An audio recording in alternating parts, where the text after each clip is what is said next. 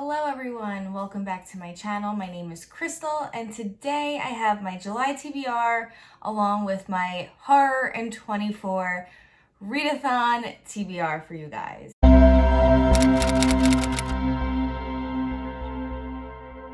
So I can't even begin to tell you guys how excited I am for Horror in 24.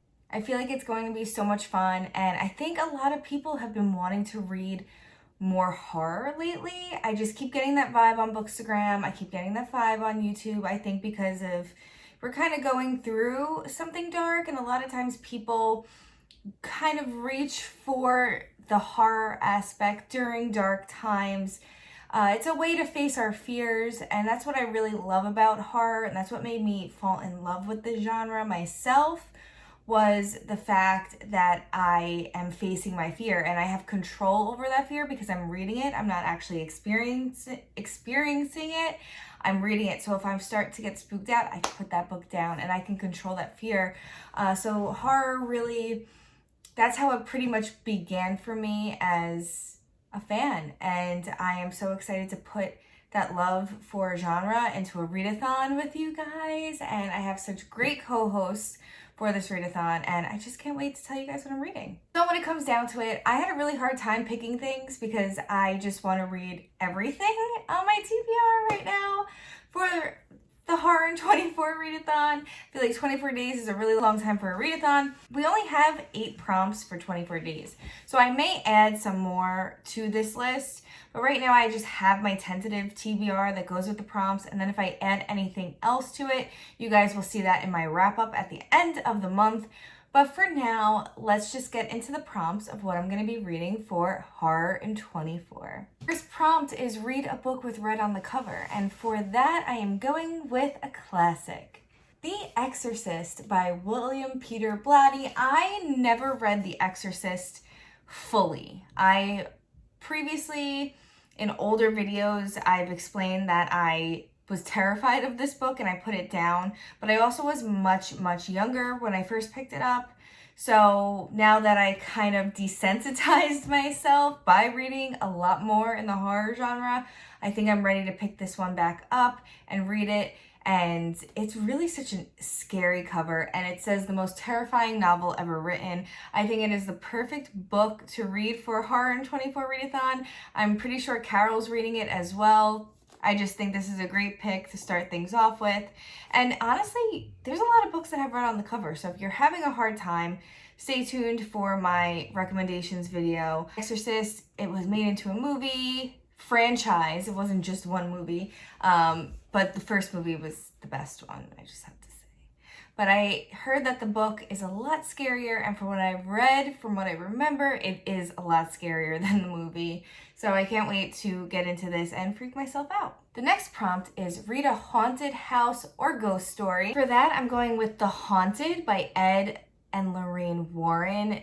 These two people are very well-known paranormal investigators, ghost hunters. They inspired the movie The Conjuring and many others. This book, I want to say, is based on The Conjuring story. And I just felt like this was a great book to read for a haunted house story or ghost story because it is based on true events. So what's spookier than that? It's based on something that possibly happened. I know a lot of things from Ed and Lorraine's history have been debunked. So don't know if it's real, don't know if it's fake, but I do have to say I really admire Lorraine Warren. I think she was the cutest older woman, and anything that she was on, I watched. I just really enjoyed her. I don't know if you guys were into any type of ghost hunting shows, but that is basically all I watched for a very long time. So Paranormal State was one of them, and she was in there a couple times, so she would go and investigate these hauntings. And I just loved her so much. So I can't wait to read this. I've never read anything by them before. I do own their books, but I just never picked them up. So I'm really excited to get to this finally. The next prompt is read a book with supernatural creatures, whether it be werewolves, whether it be vampires, whether it be Swamp Thing, whether it be sirens, whatever the case, mermaids, whatever the case is. I I actually picked up a really cool book recently, and that is Max Brooks's new book, De-Evolution. De-Evolution, am I saying it right? I can't pronounce it right. But this is a Sasquatch story. How many Sasquatch stories do we have? None that I know of. I'm really excited for this. This is the same author that wrote World War Z, another book that I have not read, but I have seen the movie. But I would really love to read World War Z. I heard it's so much better. But this is another first-person account, journal, styled type book of a Sasquatch, and there's blood, and yeah. So I'm really excited to read this. I think it's going to be so cool, and it just came out. I walked into Barnes & Noble the other day, and I saw this, and I was like, this is perfect for supernatural creatures because it's different. It's not a vampire, it's not werewolves, it's something that I've never read before, so I'm really excited to get to this, and I hope it's good. Next is read a Gothic horror novel, and for that, I have Frankenstein by Mary Shelley. This is one of the many horror classics that I have not read yet. I have never read Frankenstein that I remember at all, so I'm really excited to pick this up. This is one of the Barnes Noble like soft leatherback editions, and it's just really freaking cool. And I'm excited to actually read this. I've had it as like display in my room for years, but never picked it up to read it. So figure for Horror in 24 is a great time to pick up a classic. But as you guys know, Gothic horror does not necessarily mean classic horror. So if you don't feel like reading a classic, don't limit yourself to reading a classic. There's plenty other Gothic horror out there. And in my recommendations video, you'll see what I have for you that is more modern day than classic. Next prompt is read your favorite spooky story from your childhood. And I have a whole bunch here in this Goosebumps 25th anniversary edition box. I love this. This was a reprint of all the original covers because you can't find them anymore. So they reprinted them. And here we have Night of the Living Dummy. This is The Haunted Mask, which I loved this one. I was so scared of that one. Welcome to Dead House. Say Cheese and Die.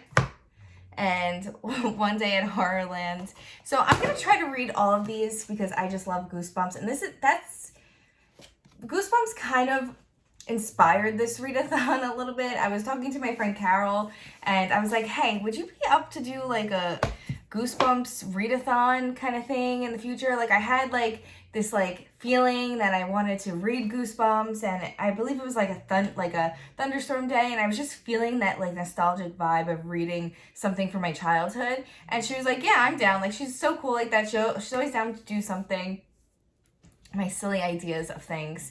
And then I was like, you know what, let's not just do a Goosebumps, let's just kind of incorporate it. So most of us who grew up in the 90s read Goosebumps and then kind of graduated to like Christopher Pike books. I can't find any of my Christopher Pike books right now, so if I find them, I'll probably include that into this prompt also. These books are so short, so I figured I'd try to read all 5 of them and maybe vlog that experience because I haven't read these since being a kid. I haven't revisited them in years, and I can't wait to get to this. Next prompt is read a psychological horror, and for that I'm gonna go with The Changeling by Victor LaValle. I've heard amazing things about this book. I want to say that they turned it into a movie, but they changed things around a little bit. But I really would love to read this. This has also been on my TBR for quite some time. I'll read you the back of the book to tell you what it's about because I really don't know what it's about. I know it's a thriller, it's a horror. It takes place like in a graveyard, I think, which I really like. It says in the back, when Apollo Kagwa's father disappeared, he left his son a box of books and strange recurring dreams. Now Apollo is a father himself, and as he and his wife Emma settle into their new lives as parents, exhaustion and anxiety start to take their toll. Apollo's old dreams return, and Emma begins acting odd. At first, Emma seems to be exhibiting signs of postpartum depression, but before Apollo can do anything to help, Emma commits a horrific act and vanishes. Thus begins Apollo's quest to find a wife and child who are nothing like he'd imagined. His odyssey takes him to a forgotten island, a graveyard full of secrets, a forest where immigrant legends still live, and finally back to a place he thought he had lost forever.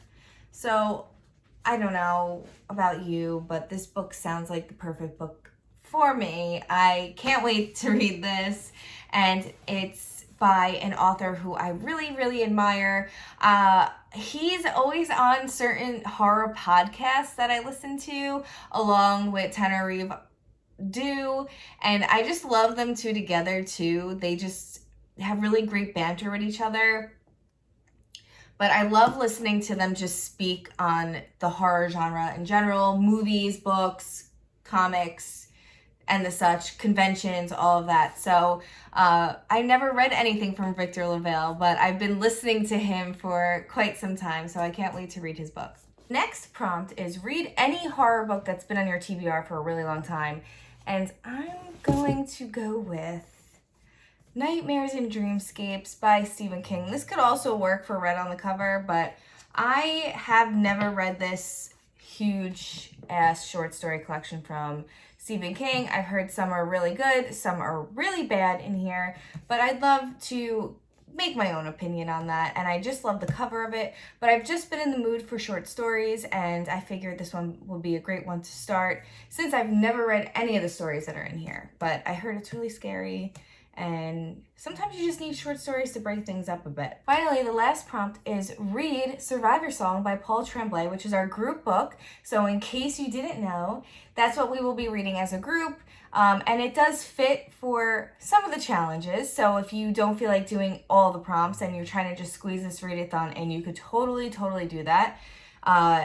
Do as you will. Completely casual, no rules here. No one's gonna get mad at you and tell you, you're doing it wrong. That's not how it is.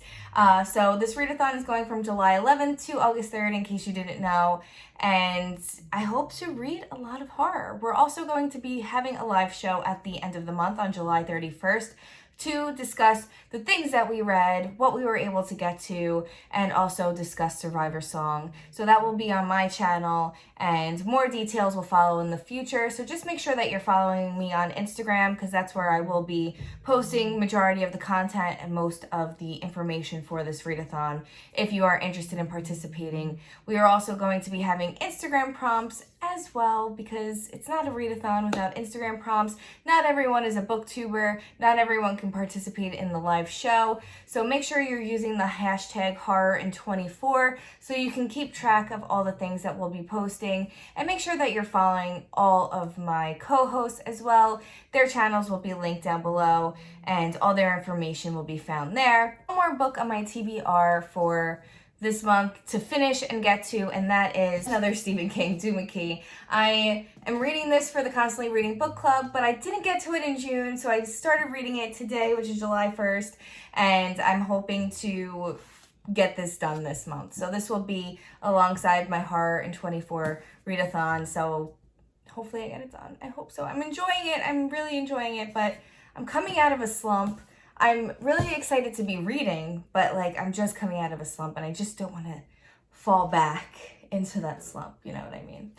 Especially before a readathon that I'm hosting, so not so good. Anyway, so that is it. That's all I have for my July TBR right now. If I read anything else throughout the month, I will make sure to let you guys know in my wrap up. But right now, I think this stack is plenty to read for the month of July, along with Doohickey, and yeah.